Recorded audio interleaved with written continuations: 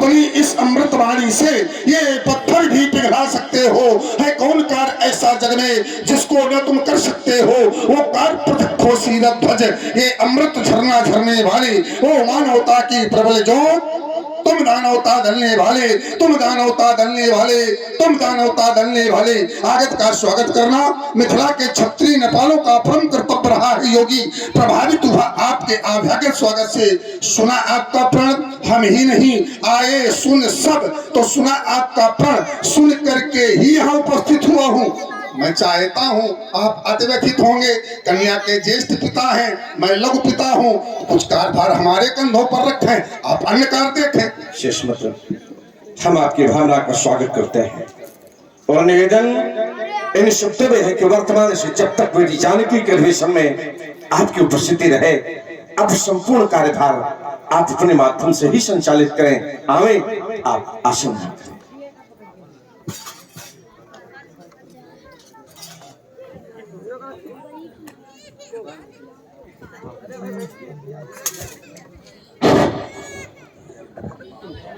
मिथिला के मुख्य द्वार पर उपस्थित द्वारपाल आदेश करें महाराज। क्या सम्राट सीरत को सूचित करो। मिथिला के मुख्य द्वार पर कंचन नगर का सम्राट विश्व का वैभवशाली दशग्रीव दशानन का आगमन हुआ है। महाराज के जीवन की जय जयकार हो। पुलस्त कुलभूषण कंचन नगरी सम्राट श्री रावण जी का आगमन मिलने के लिए आकांक्षा व्यक्त की है।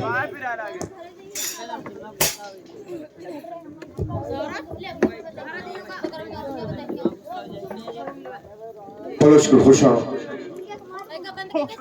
प्रकांड विद्वान विद्यार्थी त्रिकालदर्शी श्री दशानन जी का शुभागमन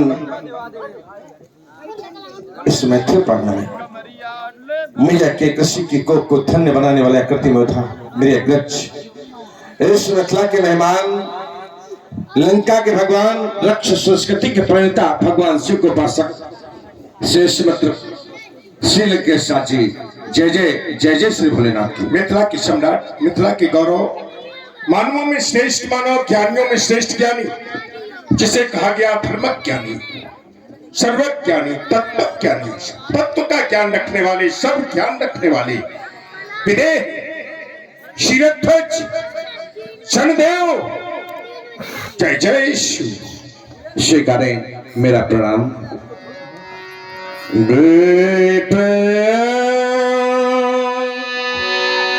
वंश के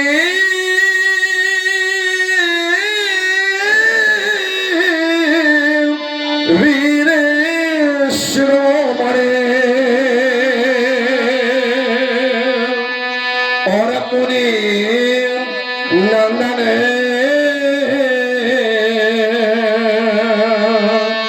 शिव भक्त महा आओ पधारो हे पूजे हमारे और ये हृदय है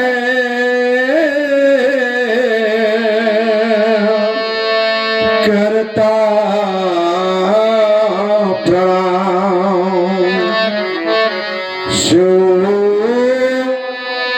शंकर के हे पूजे उपासक और स्वार्थ भाव दलने वाले आओ पधारो हे पूजे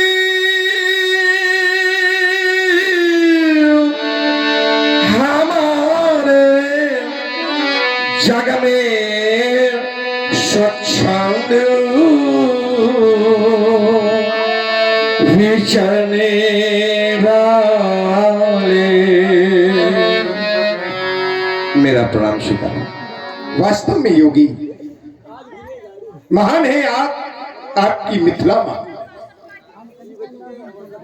शिष्टाचार अगर किसी को सीखना है तो आपसे सीखिए। आए हुए अतिथि का सम्मान सत्कार कैसे किया जाता है या बड़ों का सम्मान कैसे किया जाता है, आपसे सीखे। रावण का हृदय प्रफुल्लित हो गया। आपकी कोकिलमयी वाणी के माध्यम से प्रेम रूपी अमृत की वर्षा ऐसी की गई कि ये पाषाण हृदय पिघल गया।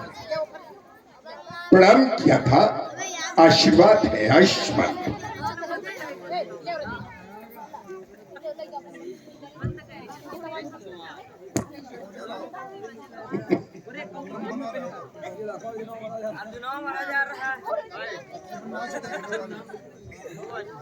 योगी, आज मिथिला की शोभा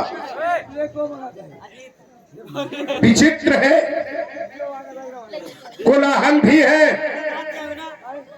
कोलाहल क्यों हो रहा है इसका तो कारण नहीं, पर स्थिति विचारणीय है। यहाँ पर दृष्टिगोचर करता हूं तो आज आपकी समाज में देव धनुषधर मनुष्य शरीरा, यहाँ पर देवता और दानव मानव वेश में आए हैं।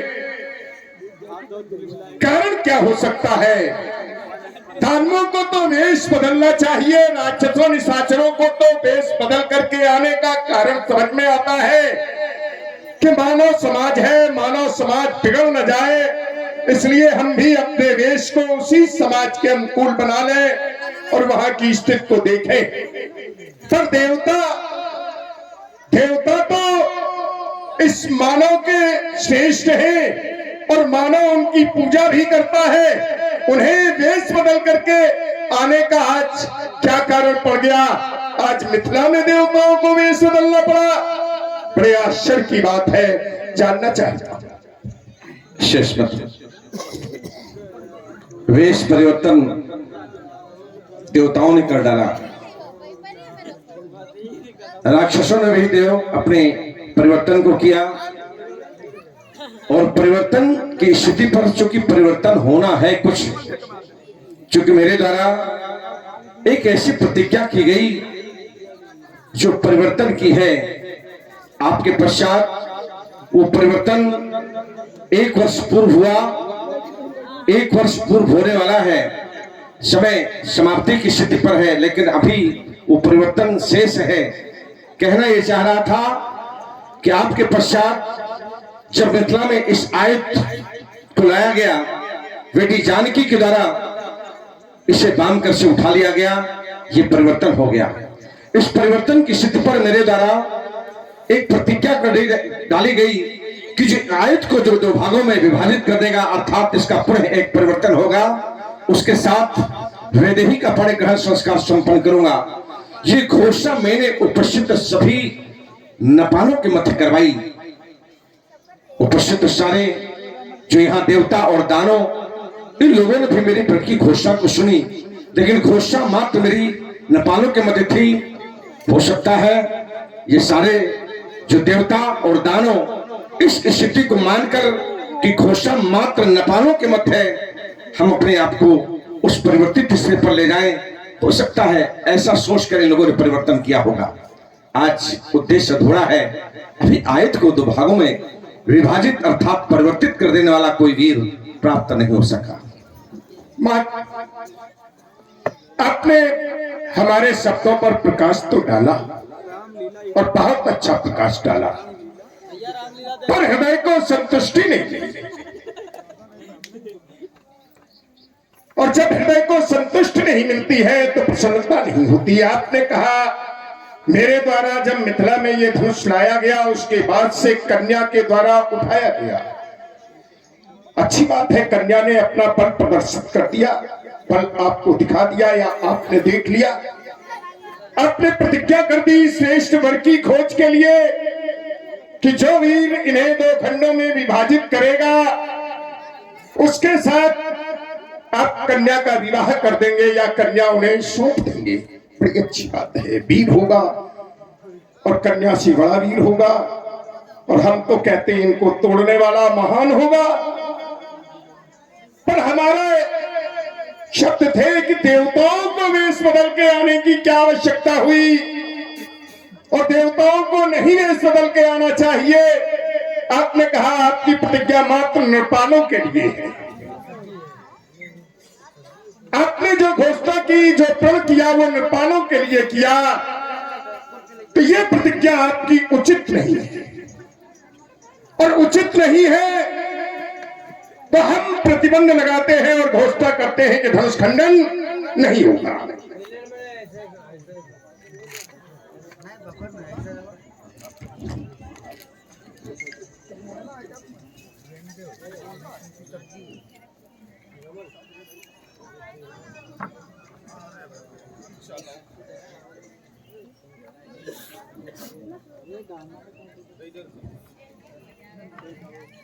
बड़े गौर से सुनना, ध्यान तुम्हारे लिए है सब कुछ।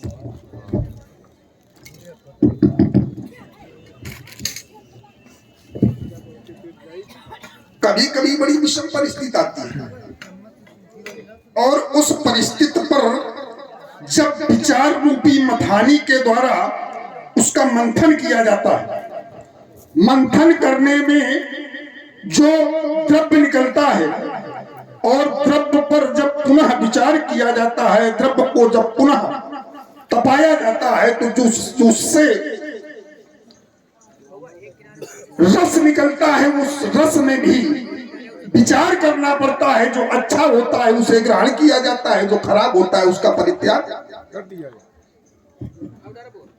रक्ष संस्कृत के अधिष्ठाता राक्षसेन, पुलस्त कुल के कुलदीपक, मां के किसी की गोद के प्रसून, लंका के सम्राट, लंका के भगवान, इस मिथिला की पावन भूमि पर, इस मिथिला की वीर भूमि पर, इस मिथिला की पुण्यमयी भूमि पर, इस मिथिला की धर्मात्मयी भूमि पर आपका कोट कोट स्वागत है, कोट कोट अभिनंदन है, कोट कोट वंदन है, कोट कोट अभिनंदन। सोनपुर युवराज, सहस्त्र हाथियों का बल रखने वाले सहस्त्रशाली, गुरु के प्रिय शिष्य, इष्ट के परम भक्त, रावण के हृदय के विलसते सुमन बाणस जी, आपका अभिनंदन, आपका स्वागत स्वीकार करता है, आपके लिए आशीष देता है। आयुष्मान भव विजयी। विचार करने लगा आपकी वाणी पर, चर्चा बहुत अच्छी, विषय बहुत अच्छा, लेकिन चर्चा पर चिंतन नहीं। अब चिंतन यहां प्रस्तुत करना है। बोले जो अच्छा नहीं उसका विरोध, हमें अच्छा नहीं लगा। राजा जनक ने अवगत कराया, भैया इसको थोड़ा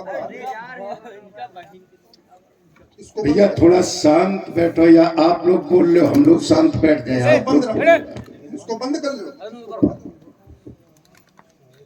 तो जिस समय विचार करने लगा, राजा जनक के द्वारा आपको अवगत कराया गया कि मेरी एक प्रतिज्ञा है, मेरा एक निर्णय है। और निर्णय क्या है कि जो भी इस धनुष को, इस आयुध को 2 खंडों में विभाजित कर देगा, उसके साथ पुत्री का पाणी ग्रह संस्कार संपन्न कराया जाएगा। राजा जनक ने अपनी बात आपको बताई।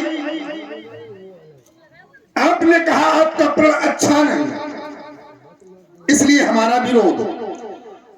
राजा जनक के द्वारा कौन सी ऐसी अनुचित वाणी का प्रयोग हुआ, राजा जनक के द्वारा कौन से ऐसे अशोभनीय शब्दों का प्रयोग किया गया, राजा जनक के द्वारा कौन से ऐसा अशोभनीय कार्य किया गया, राजा जनक के द्वारा कौन सा ऐसा असभ्य कार्य किया गया, राजा जनक के द्वारा कौन सा ऐसा अनैतिक कार्य किया गया जिस पर श्रीमान जी आपका विरोध। मैं चाहता हूं सुंदर चिंतन के साथ मैं अपनी वाणी को विराम देता हूं और चाहता हूं सुंदर शब्दों का प्रयोग। पराशर जी, यदि हम उसी बिंदु पर चर्चा करेंगे तो अच्छा नहीं होगा।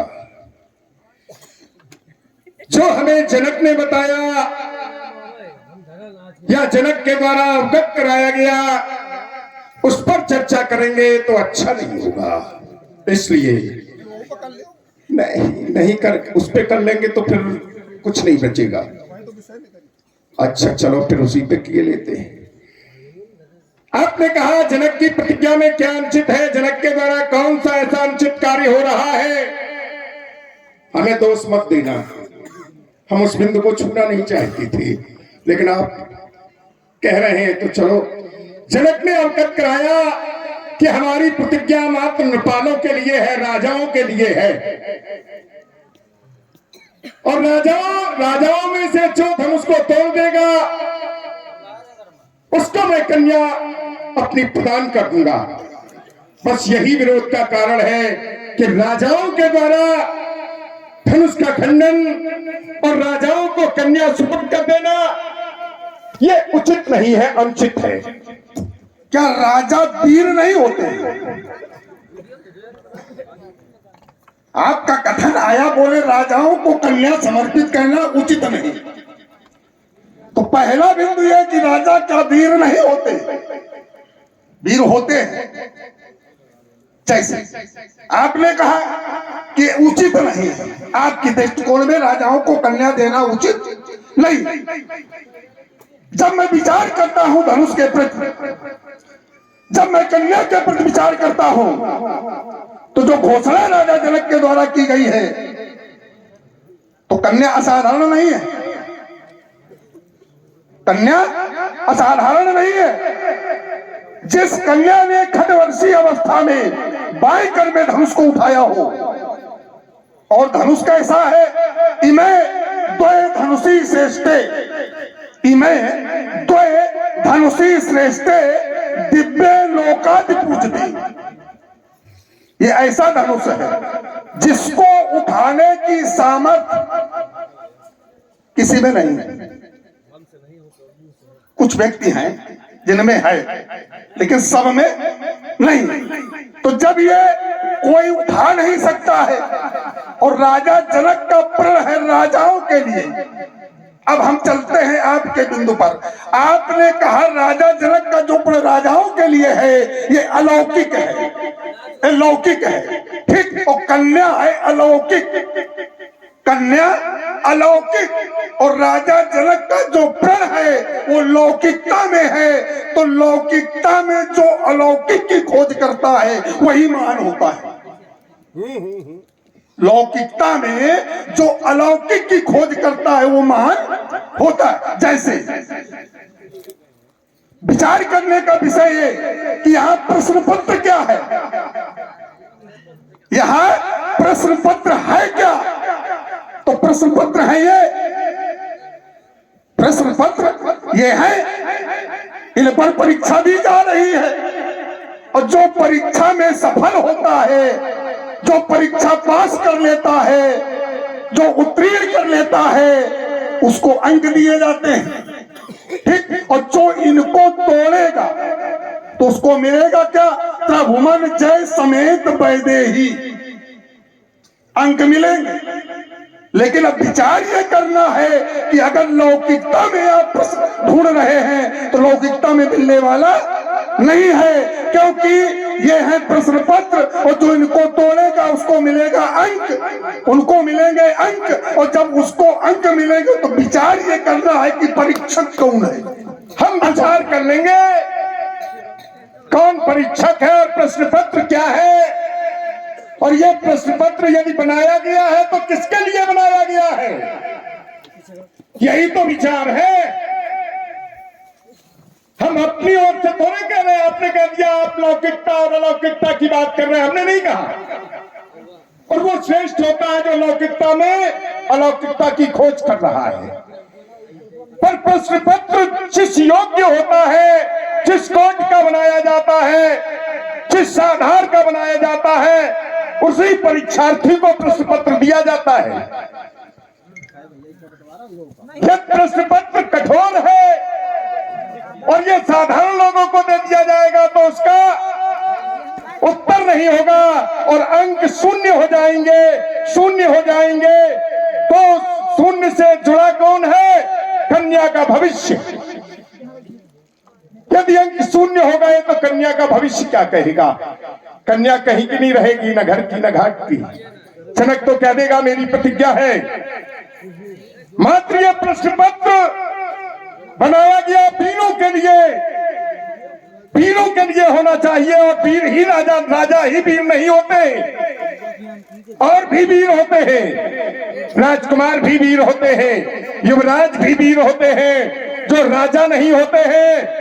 राजा की वीरता तो वहां झलकती है जब सेना लड़ती है, तो सेना अपना बलिदान चढ़ाती है, वो भी वीर होते हैं।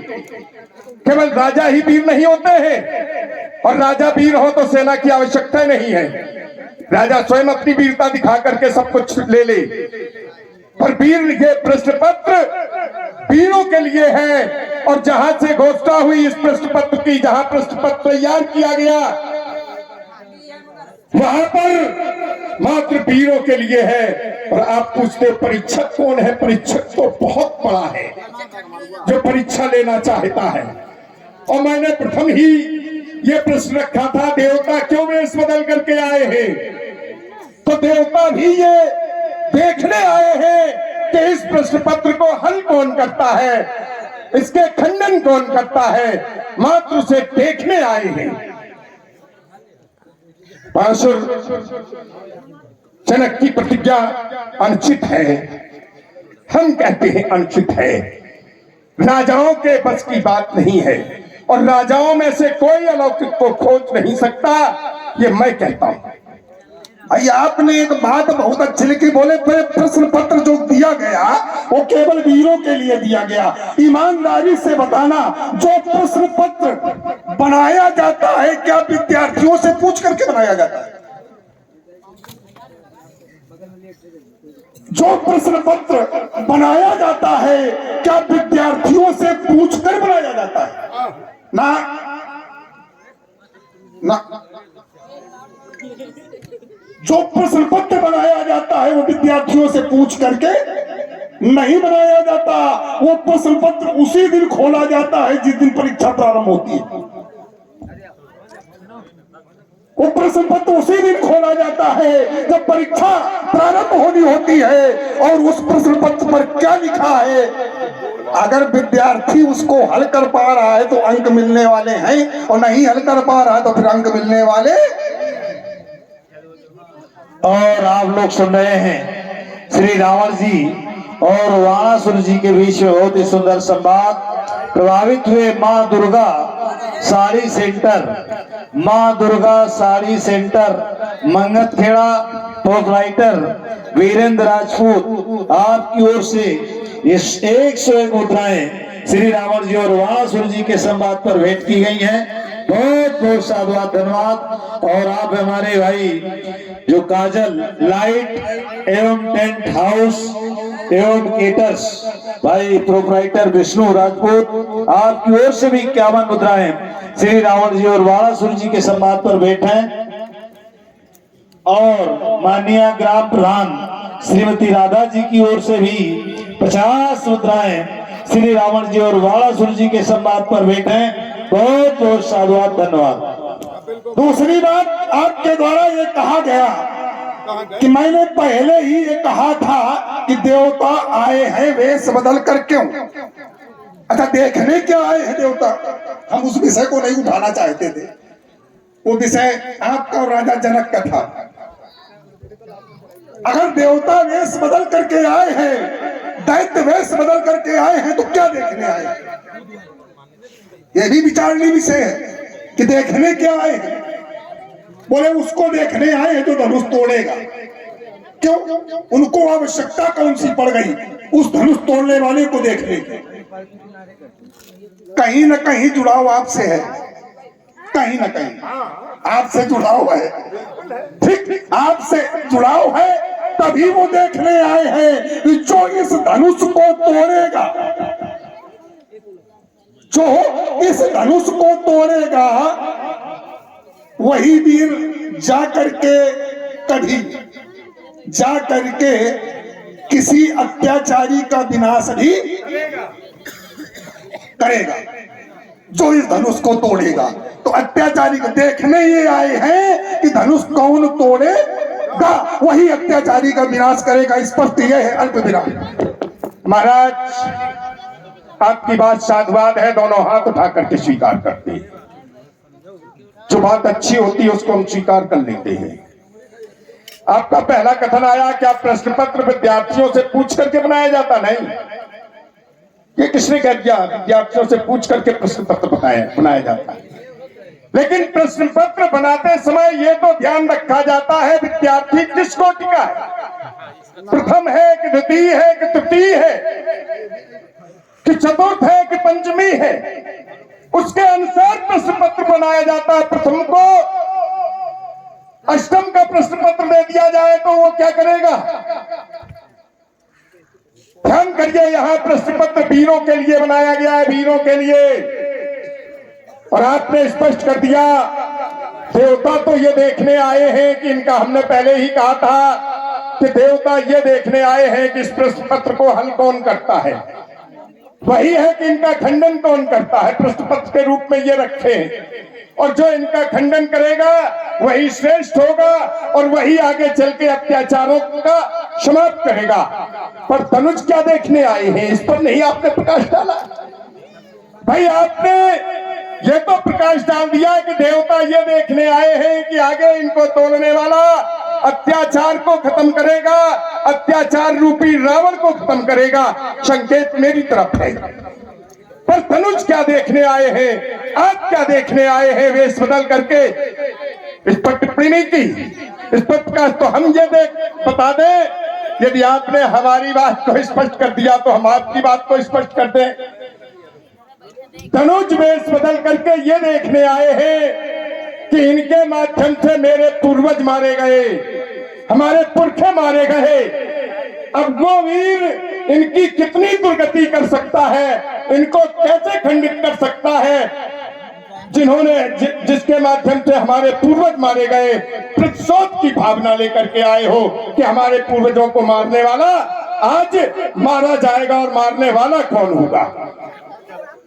देखिए, पुनः फिर मैं वहीं से जोड़ रहा हूं।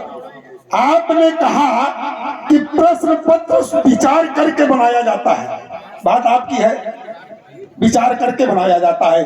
क्या न्यायालय परिसर में संबंधों का ध्यान किया जाता है? नहीं किया जाता, पक्षपात हो जाएगा हमारा। ना न्यायालय में संबंधों का भेदभाव नहीं होता है ना।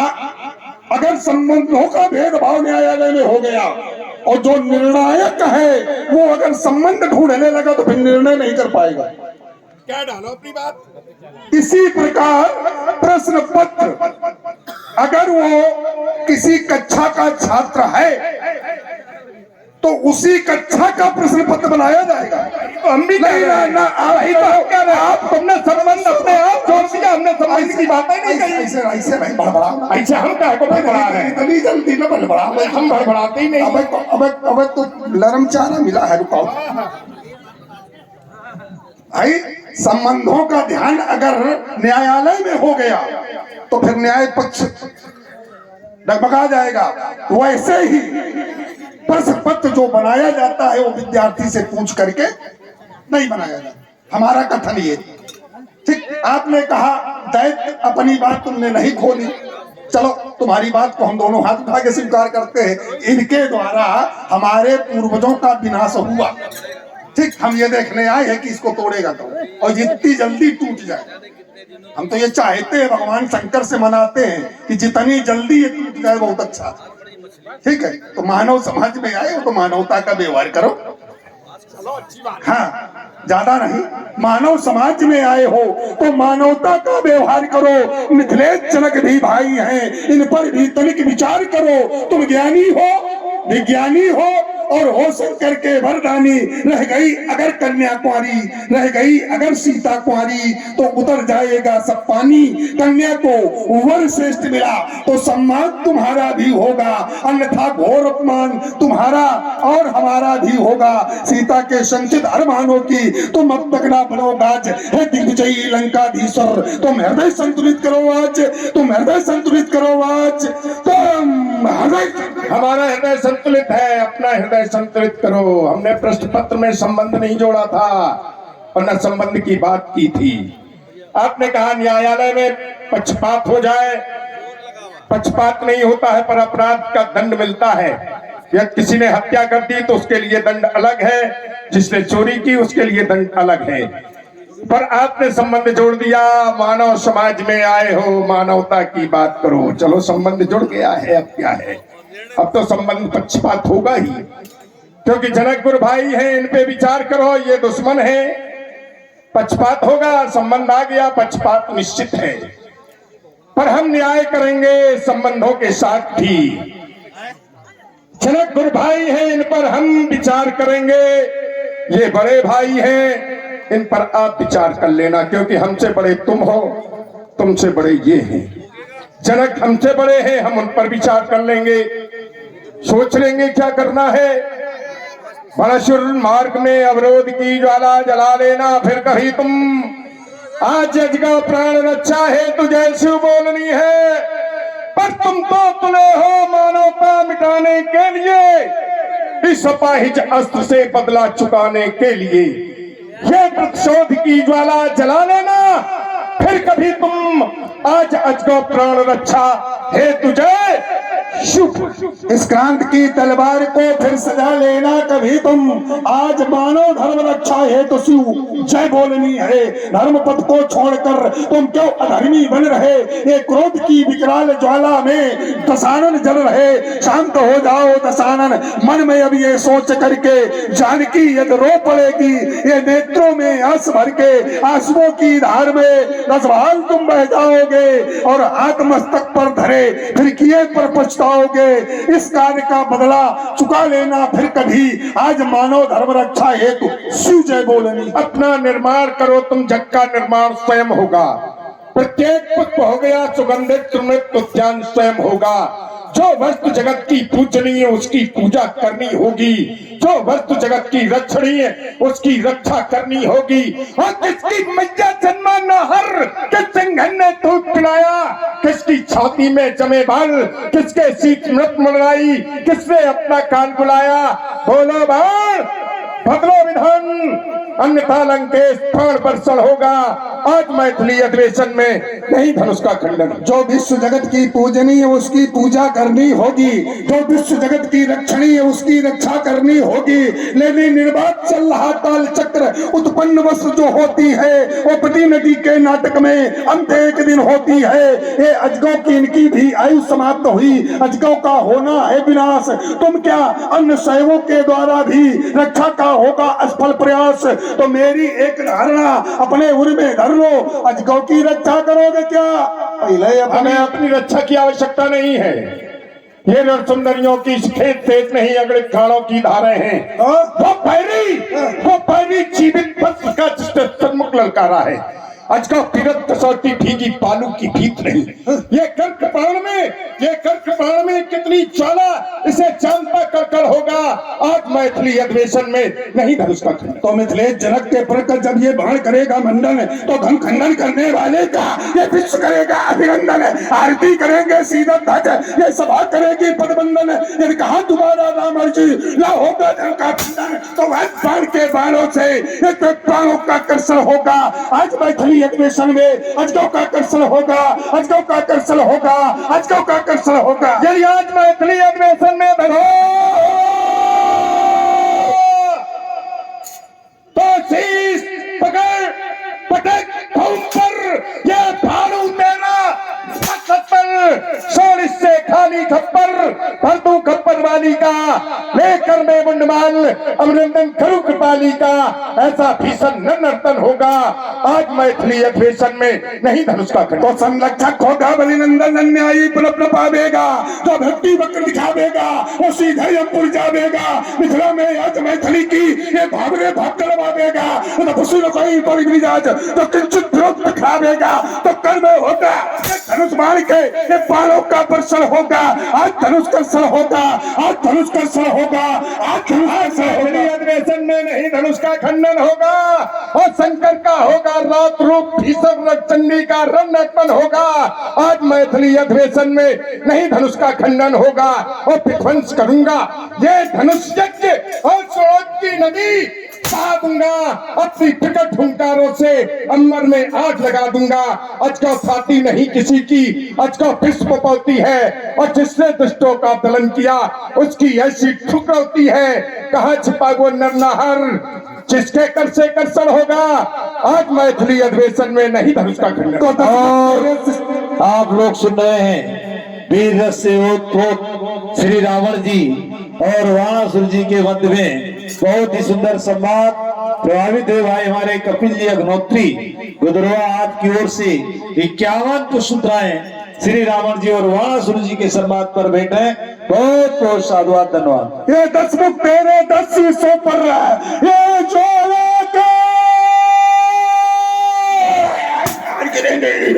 सोनी कंचन नगरी है। जब काकिल का पहाड़ करेंगे ये सोनित की सरताएं निकलेगी, ये चप्पाड़ों की बौछारें होगी और चारों ओर चमकती लड़े इन तलवारों की धारें होगी। ये पुनर्रत्न विक्रम पर एक रत्न कर्षण होगा। आज मैथिली अधिवेशन में अजगौ का कर्षण होगा, अजगौ का कर्षण होगा, अजगौ का कर्षण होगा। और मिथिला में होगा घोर युद्ध, शिवद्रोही मारे जाएंगे, रावण की गौरव गाथा के इतिहास सुनाए जाएंगे। दे रहा तुझे मैं प्राणदान और पल के नाहर और पल के पकड़े हो सावधान। क्या सुने नहीं है कीर्तन? अरे फट जाती छाती इन चट्टानों की, ये भूधर रत्कल बन जाते हैं इस खूनी चंद्रहास के सन्मुख। तुम जैसे त्रिमुख पीले पड़ जाते हैं। तो पहलो कर में अब दस्कंधर तुम्हें चिनौती है। ये दान फैन देते मेरी पंजाबी सेना है, मुझसे टकराना ठीक नहीं है। ये हिमगिर से टक्कर लेना है। अपने पर अगर उतर आया तो वैसे की शान भुला दूंगा और छीनूंगा सारे अतसत, मिथिला से तुम्हें भगा दूंगा। अब करनी नहीं रही निरौती है, ये कई लोकल में अफसोस है। दस्कंधर तुम्हें चिरौती मिथिला से मार भगा दे ऐसा जन्मा मैया ने लाल नहीं। और जो रावण से टक्कर ले ले उसकी छाती में इतने बाल नहीं। जो भी आता सन्मुख मेरे या तो इन चरणों में छुप जाता है या कहीं भागकर कीर्तनराओं में छिप जाता है। बाल गिन लेते हो कि नहीं? गिनो, तुम्हें गिनती नहीं आती क्या? नहीं नहीं, तुम्हें गिनने के हमने तो सबके बाल गिन डाले, कोई मिला ही नहीं जिसकी छाती में बाल हो। कह रहे छाती में इतने बाल नहीं, गिनो गिना दे तुम्हें कितने बाल हैं। ये चमराए उठेंगे कि छुपा राजा, ये चबही ये लड़े पैरांगे बढ़ाऊंगा। ये सुबह फटीले गठीले 10 मुंडों की माला बना जसू को पहनाऊंगा। ये कोपे की चंडी रण पिकर घोरा जाए, ये सोपे मसालों के पेट जाग जाएंगे। तुम भी हो जाओगे काल के गाल, लंका निधि मिथिला से भागने के।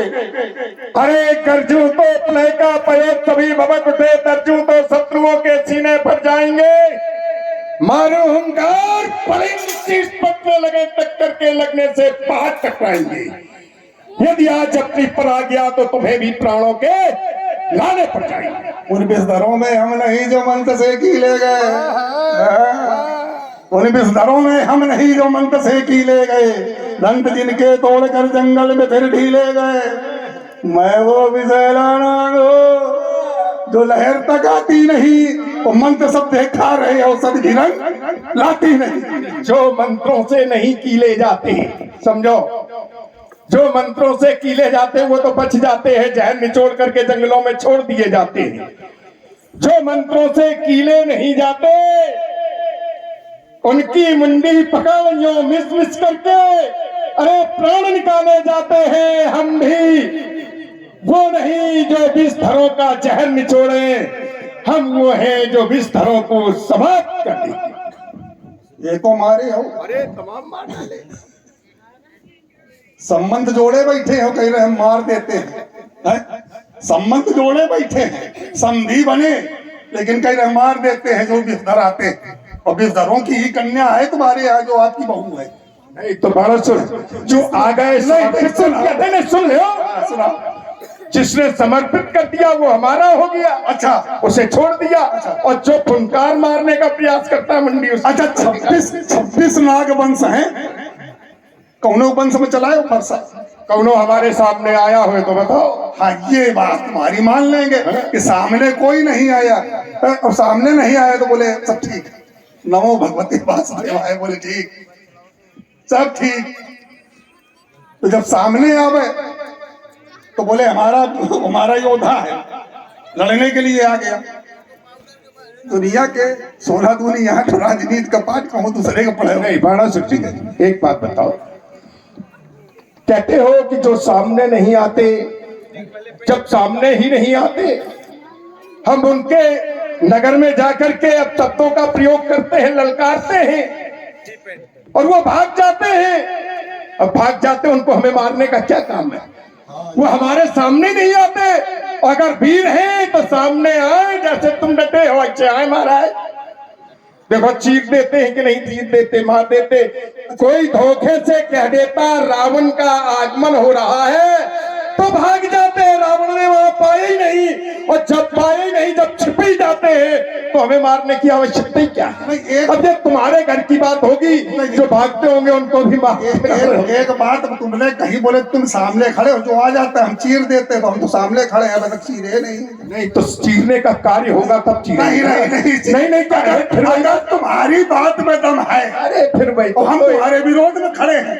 विरोध यहाँ पे है ही नहीं। क्यों नहीं है? ये तुम जान रहे हो विरोध में हो, हमको जानना नहीं विरोध है। अगर बिल्कुल सामूहिक विरोध कर रहा हूं मैं कि ऐसा नहीं है, तो जब नहीं है तो फिर विरोध का मतलब क्या?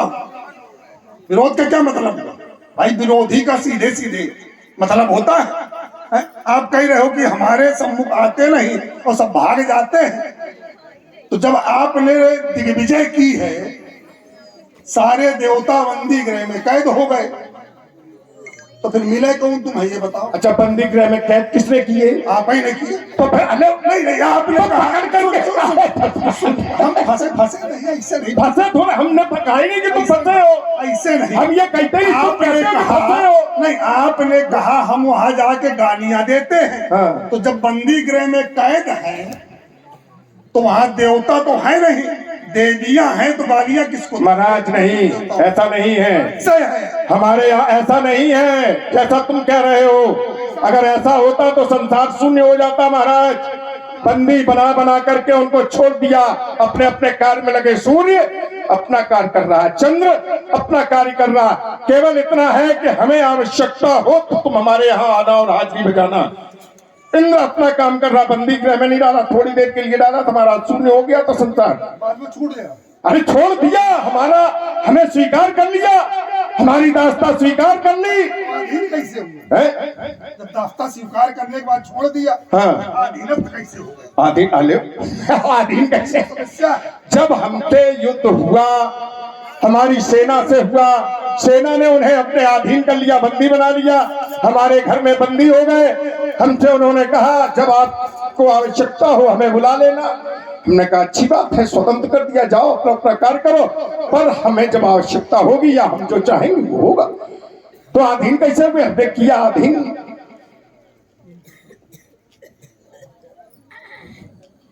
चलो ठीक है, इन बातों की आवश्यकता बची नहीं है। कारण ये है कि हमें तुम्हें को पूछिए, आज हमारी और तुम्हारी वीरता का ये यजगौन ही परीक्षक होगा, जिस पर मां जगदम्बे का वरदहस्त वही धनुक आकर्षक होगा।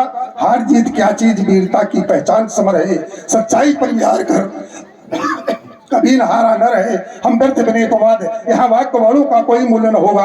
आज हमारी और तुम्हारी वीरता का ये अजगौन ही परीक्षक होगा। इसलिए मिथिला समाज के अंतर्गत आए हुए नेपालों महिपालों सभी कान खोल करके सुन ले। मेरे जाने के पश्चात को ये कहने का दुस्साहस न करे कि रावण और बाणासुर जैसे वीर योद्धा आए और अपनी मौखिक वीरता का प्रदर्शन करके चले गए। नहीं जाता हूँ अजगौ हुआ खंडित नहीं देख सकता, क्योंकि भगवान शंकर मेरे भी आराध्य हैं। जाता हूँ अजगौ हुआ खंडित नहीं देख सकता, होगा धर्म खंडित संसार इसे जान ले। भक्त को मिलेंगे भगवान इस मिथिला में, शत्रु को मिलेंगे शत्रु ये विश्व सत्य से मान ले।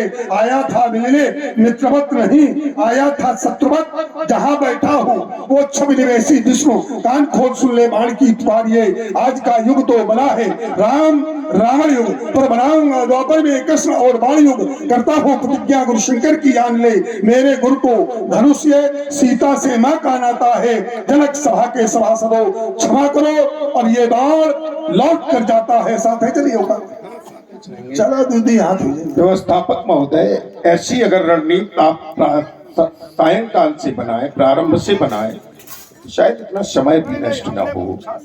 नहीं नहीं, समय तो है ही और समय से हम बंधे हैं, हमें जो करना है कर लिया, लेकिन सब व्यवस्था शाम से होने चाहिए, हर के लिए समय निश्चित कर दिया जाए। इतना पाणा जी आपने अपने भाव स्पष्ट कर दिए, हम भी अपनी भावना स्पष्ट करते हैं।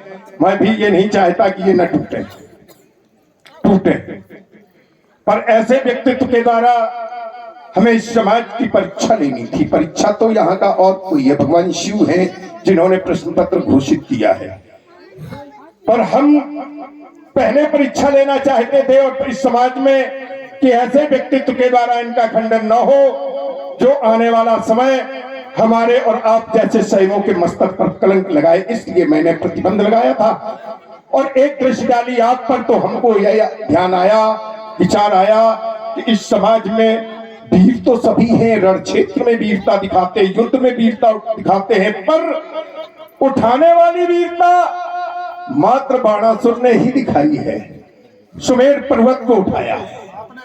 अरे हम हैं तो हम अपनी थोड़े कहेंगे कि हमने उठाई, दो ही वीर हैं ये कहते, तो हमारे हृदय में आया कहीं बाणासुर जी इन पर अपना बल न दिखाने लगे तो सैनिकों की मर्यादा नष्ट हो जाएगी कि छोटे भाई के द्वारा बड़े पर अपघात। इसलिए मैंने प्रतिबंध लिखाया।